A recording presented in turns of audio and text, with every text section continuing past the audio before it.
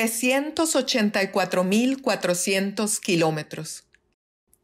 Esa es la distancia que separa la Tierra de la Luna. Le tomó solo 3 días al Apolo 11 hacer ese recorrido. Pero por supuesto, alcanzar esa meta tomó mucho tiempo más. 8 años habían pasado desde que el presidente Kennedy se comprometió en el Congreso de su país a poner un hombre en la Luna. Y en aquel momento, mucha gente se preguntaba, ¿por qué intentar algo tan difícil? Y él dijo, escogemos ir a la Luna en la próxima década y los otros retos, no porque sean fáciles, sino porque son difíciles, porque esta meta nos ayudará a organizar y medir lo mejor de nuestras energías y aptitudes. Porque este es un desafío que estamos dispuestos a aceptar, uno que no estamos dispuestos a posponer. Para Costa Rica y para muchos de los países emergentes con los que trabajo, desarrollar nuestros mercados de valores es una tarea distante y difícil, como lo fue poner un hombre en la Luna. Pero yo estoy convencida de que es una tarea importante que no debemos posponer. Y ustedes me preguntarán, ¿por qué? Porque los países en desarrollo tenemos un faltante de entre 8 y 10 millones de dólares anuales de aquí al 2030 para financiar esas mejoras que nos ayudarán a alcanzar los objetivos de desarrollo sostenible, que van desde mejoras en carreteras, en servicios básicos y vivienda, hasta el combate del cambio climático. Los presupuestos públicos ni otras fuentes tradicionales nos van a alcanzar. Para que se den una idea de la magnitud del hueco, esa cifra que les acabo de dar es 8 veces el monto del que disponen nuestros países actualmente y equivale a más o menos 6 veces el Producto Interno Bruto de Brasil, que es la economía más grande de Latinoamérica. Y requerimos ese monto anualmente. De modo que tenemos que cambiar el paradigma de cómo financiamos el desarrollo.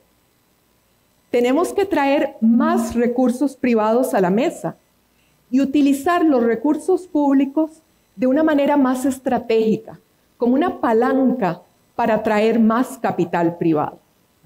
Y es aquí donde entran los mercados de valores, porque parte de ese capital está en esos mercados.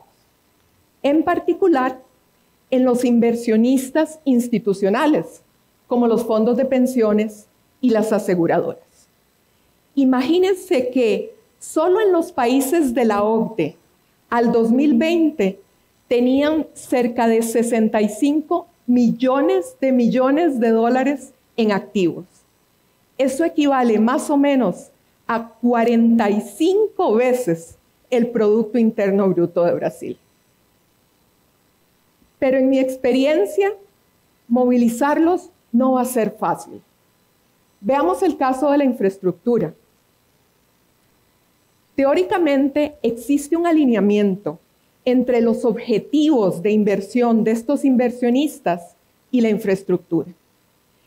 Pero si ustedes conversan con ellos, se encontrarán una larga lista de desafíos que ha hecho que en la práctica inviertan menos del 1% de sus portafolios en este activo. Además de la situación macroeconómica, estos desafíos tienen que ver con la falta de una cartera de proyectos comercialmente viable que haga la infraestructura atractiva a estos inversionistas, con su limitada capacidad para evaluar proyectos de esta naturaleza y con su apetito de riesgo conservador, que hace que no quieran asumir riesgos como el de construcción. Y a esto se suman problemas de marcos legales y regulatorios defectuosos y limitada capacidad de instituciones públicas claves. De modo que resolver todos estos desafíos requiere de acciones de muchos actores públicos y privados. Y eso hace la tarea muy difícil. pero la tarea no es imposible si hay foco y compromiso sostenido. Veamos un ejemplo. En diciembre del año pasado, el gobierno de Colombia estrenó la Ruta Costera, que ha beneficiado a cerca de 3 millones de personas que viven en su esfera de influencia. Esta carretera es parte del programa de cuarta generación de obras viales que se ha financiado parcialmente por los mercados de valores. A diciembre del año pasado se habían levantado 9.000 millones de dólares y de ese monto, casi un 20% ha provenido de los fondos de pensiones domésticos y de inversionistas institucionales extranjeros. Llegar aquí requirió muchos cambios legales, mucho reforzamiento institucional y mucho diálogo con el sector privado. Una de las intervenciones más importantes de cara a la movilización de los mercados de valores ha sido la creación de un banco de desarrollo especializado en el financiamiento de infraestructura. Este banco no solo da préstamos, sino que también ha desarrollado productos de mitigación de riesgos, como garantías y líneas de liquidez, y además participa activamente en la estructuración de los proyectos para generar una cartera sólida que haga la infraestructura atractiva a esos inversionistas institucionales. En paralelo, se crearon los fondos de deuda para canalizar los recursos de los fondos de pensiones domésticos y permitirles descansar en un tercero especializado para la identificación y monitoreo de proyectos. Los organismos multilaterales como el Banco Mundial tuvieron un rol importante, dando asistencia técnica, pero también invirtiendo en los primeros fondos para dar confort a esos inversionistas domésticos. Y ya se imaginarán que esto no se hizo en 3 días. Por el contrario, encontrar las soluciones adecuadas ha sido el resultado de un proceso de prueba y error que ha tomado tiempo y que en consecuencia ha requerido que diferentes gobiernos mantengan el compromiso. Pero la infraestructura es solo un ejemplo de cómo los mercados de valores pueden ayudar al financiamiento del desarrollo sostenible. En la práctica, los mercados de valores pueden canalizar recursos privados a otros sectores estratégicos, como la pequeña y mediana empresa, la vivienda y la innovación. Solo que también en todos estos casos habrá desafíos que solucionar. Veamos el caso de la innovación. ¿Sabían ustedes que en África se están usando drones para el monitoreo de la pesca ilegal? Bueno, la inteligencia artificial detrás de esos drones ha sido producida por una startup de Marruecos, que como otras está recibiendo financiamiento de fondos de capital de riesgo domésticos. Pero no se crean que esto ha sucedido de una forma orgánicamente pura.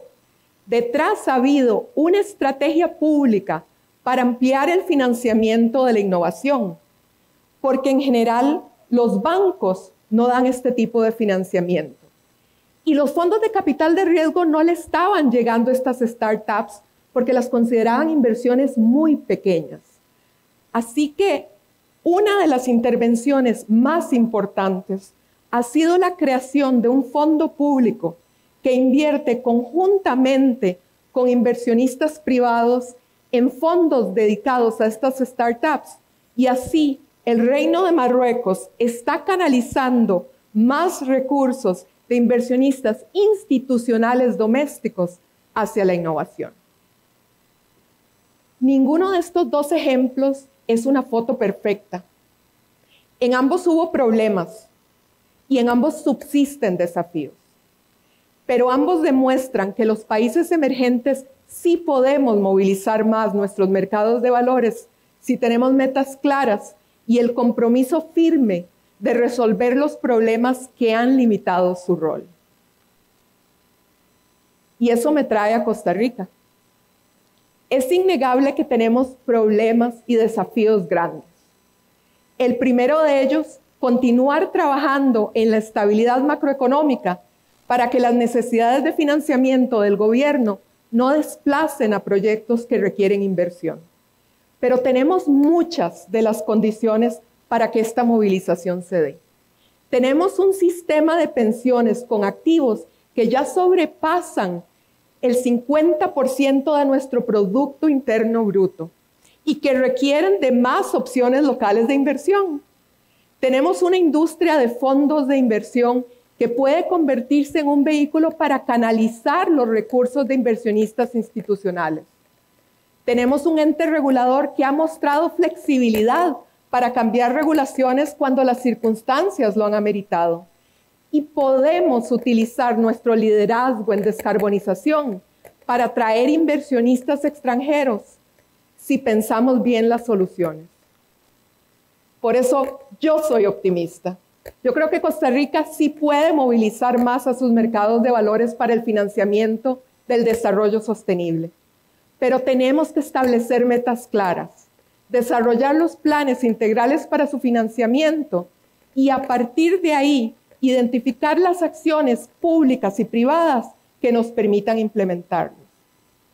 Ustedes, en la audiencia, que son parte del sector financiero, ustedes tienen un rol muy importante que jugar.